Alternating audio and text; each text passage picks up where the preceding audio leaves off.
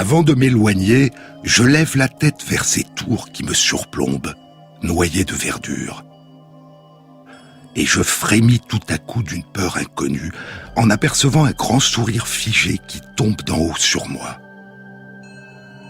Et puis un autre sourire encore, là-bas sur un autre pan de muraille, et puis 3, et puis 5, et puis 10, il y en a partout. Aujourd'hui, je suis au temple d'Angkor.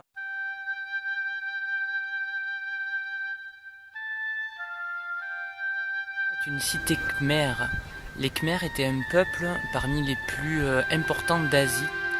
Elle a été construite au 9e siècle.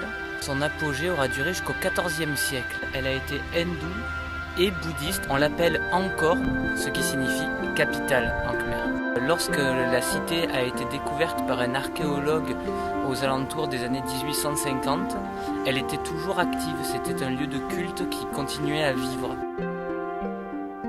Pour en arriver à un tel état de restauration, il aura fallu des dizaines et des dizaines d'archéologues et d'architectes pour faire du site d'Angkor le site archéologique le plus grand au monde.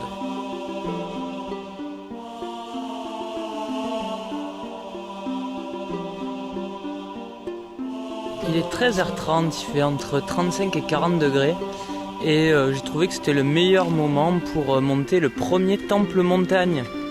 Donc temple montagne parce que ça ressemble à une montagne, à la différence des temples plats comme on a pu voir ce matin ou à Ayutthaya, à Sukhothai en Thaïlande.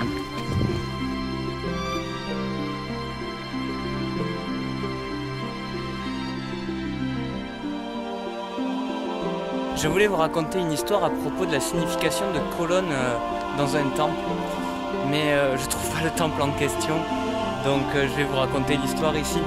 En fait, on ne comprend pas pourquoi il y a des colonnes de positionnées à proximité d'un temple. Et il y a des histoires qui racontent que ces colonnes étaient faites pour juger des problèmes entre familles. C'est-à-dire que quand il y avait des problèmes entre deux familles, on mettait un représentant de chaque famille au sommet d'un des poteaux et au bout de quelques jours, le coupable allait admettre qu'il avait fauté, soit de lui-même par la fatigue, soit en tombant malade, ou quoi qu'il arrive, et il allait finir par tomber. C'est un peu Koh-Lanta de la justice. Il y a une anecdote rigolote sur les temples d'Angkor. Concernant la France, c'est le premier ministre de la Culture qu'on ait eu, André Malraux. À 22 ans, il avait ruiné sa femme. Et pour se refaire, il avait loué 4 bœufs et il était allé démonter un bas-relief d'un des temples d'Angkor. Il s'était fait choper à Phnom Penh, la capitale, et avait écopé de 2 ans de prison, dont 1 avec sursis.